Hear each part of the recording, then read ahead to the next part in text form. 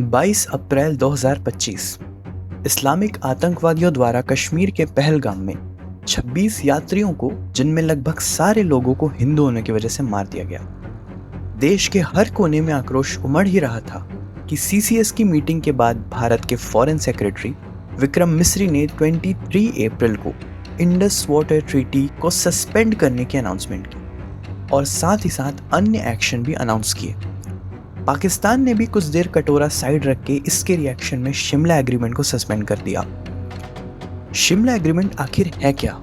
ज्यादातर लोगों की मेमोरी से ये फेड हो चुका है, बट ये आज तक के सबसे खराब डिसीजंस में से एक था। आइए हम कम शब्दों में जानते हैं। 1971 में भारत ने इतिहास लिखा।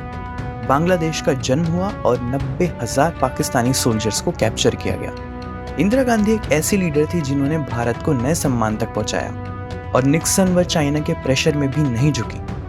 लेकिन इमरजेंसी के पहले एक और बहुत बड़ा ब्लंडर उन्होंने किया, जिसका फल आज भी भारत भुगत रहा है। असली परीक्षा बैटल फील्ड पर नहीं, नेगोशिएशन टेबल पर होती है, और वहीं पर भारत की कहानी मोड़ लेती है।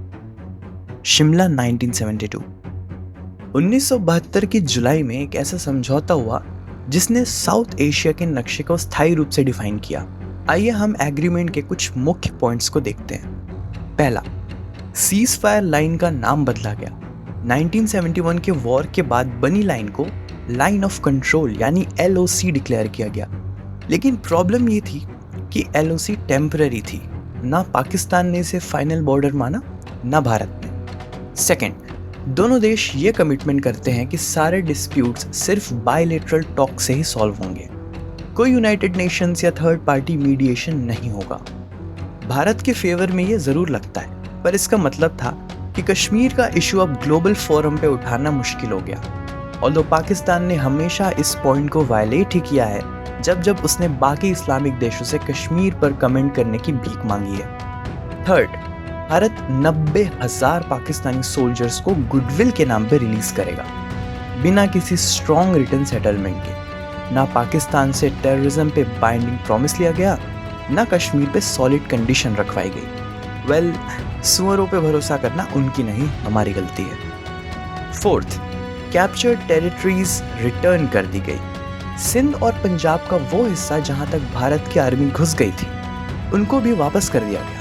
यानी इंडियन आर्मी की जीत का लैंड एडवांटेज खुद से सरेंडर कर दिया गया। सोचने वाली बात यह है कि जीतने वाले देश ने अपनी शर्तों पे काम करवाने के बजाय समझौता क्यों किया? एक गोल्डन अपॉर्चुनिटी थी POK पर डिसाइसिव क्लेम बनाने का, कश्मीर डिस्प्यूट परमानेंटली सेटल करने का और पाकिस्तान को लीगली अकाउंटेबल बनाने का।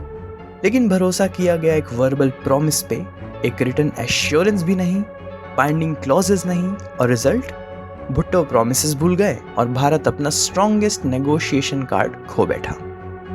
कश्मीर जो 1972 में एक पीसफुल सॉल्यूशन के रास्ते पर आ सकता था, आज भी लहू से भीग रहा है। बात ये भी सच है, और भारत की सरकार ने ऑल पार्टी मीटिंग पे ये एक्सेप्ट भी किया है कि सिक्योरिटी लैप्स एक महत्वपूर्ण कारण है इस अटैक का।